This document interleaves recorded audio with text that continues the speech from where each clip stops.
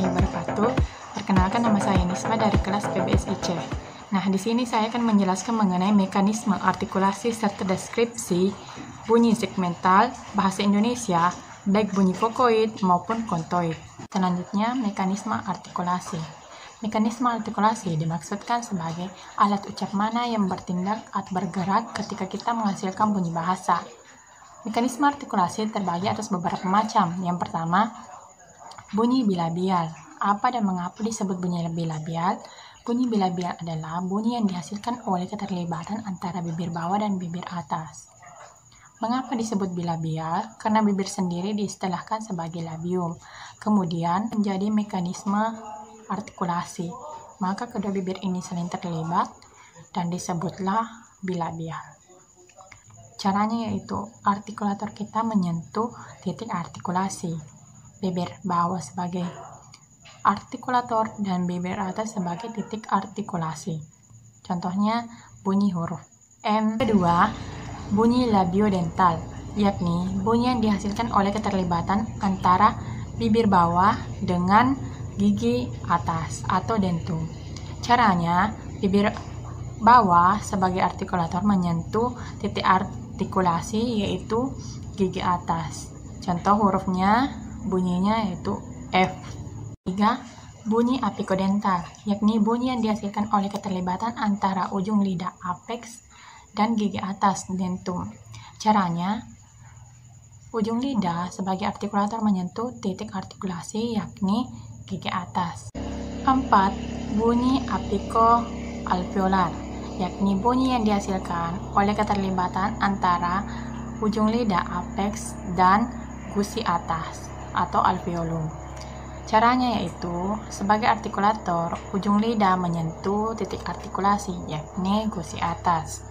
Contoh T pada kata pantun. 5. Bunyi laminopalatal, yakni bunyi yang dihasilkan oleh keterlibatan tengah lidah lamina dengan langit-langit keras yakni palatum. Caranya yaitu tengah lidah menyentuh titik artikulasi yakni palatum. Contohnya C. 6. Bunyi dorsovelar, yakni bunyi yang dihasilkan oleh keterlibatan pangkal lidah, dorsum, dan langit-langit lunak, velum. Caranya, dorsum menyentuh titik artikulasi yaitu velum. 7.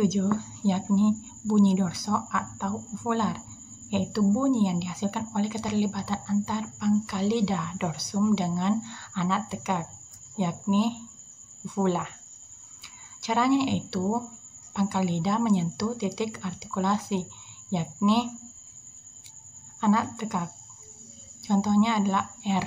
Ke-8, bunyi laringal, yakni bunyi yang dihasilkan oleh keterlibatan oleh tenggorok atau laring, yakni dengan cara udara dikeluarkan dari paru-paru, kemudian dikesekkan ke tenggorok. Contoh H. Yang terakhir adalah bunyi glotal, yakni bunyi yang dihasilkan oleh keterlibatan celah atau lubang glotis pada pita suara. Caranya yaitu pita suara kemudian menutup sedemikian rupa hingga menutupi glotis. Contoh Hamzah. Selanjutnya, deskripsi bunyi segmental pada bunyi vokoid maupun kontoid. Bunyi vokoid biasa disebut dengan bunyi vokal, yakni A, I, U, E, dan O, sedangkan bunyi kontoid biasa disebut dengan konsonan, hurufnya kecuali huruf vokal seperti P, R, S, T, dan lain sebagainya. Pertama, bunyi vokoid atau vokal. Misal, bunyi I dengan ciri tinggi depan tak bulat pada kata bila. Tinggi di sini terkait dengan tinggi rendahnya lidah, yakni bunyi yang dihasilkan dengan posisi lidah meninggi mendekati langit-langit keras. Yang kedua, depan. Ini juga terkait dengan pengklasifikasian bunyi segmental pada maju mundurnya lidah, yakni bunyi yang dihasilkan ketika lidah bagian depan naik.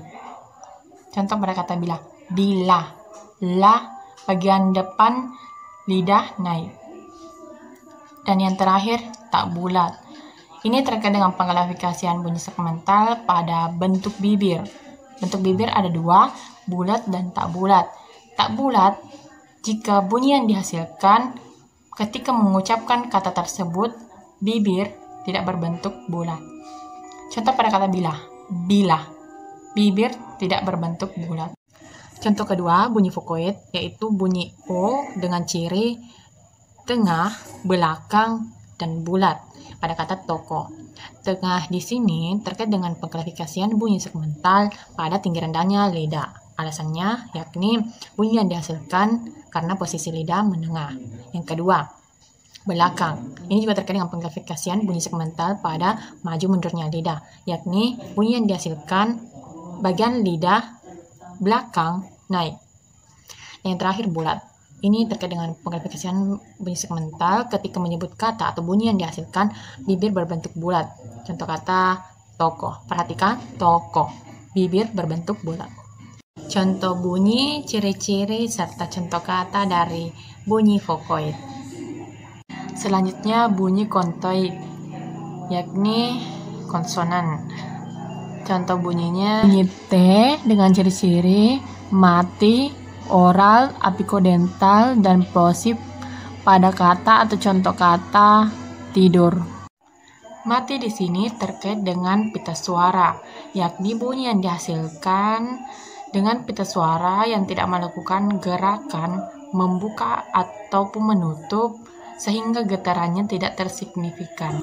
Oral di sini terkait dengan lubang lembatan udara, yakni bunyi yang dihasilkan dengan cara udara keluar melalui rongga mulut dengan menutupkan velik pada dinding faring. Kemudian apikodental, yakni terkait dengan mekanisme artikulasi, yaitu bunyi yang dihasilkan oleh keterlibatan antara ujung lidah apeks dengan gigi atas dentum. Dan yang terakhir adalah plosif atau konsonan letup yang direalisasikan dengan menggunakan letupan udara. Contoh bunyi, ciri-ciri, serta contoh kata dari bunyi kontoid atau konsonan. Baik, itulah tadi penjelasan dari saya. Lebih dan kurangnya mohon dimaafkan. Wabillahi taufiq wal hidayah. Wassalamualaikum warahmatullahi wabarakatuh.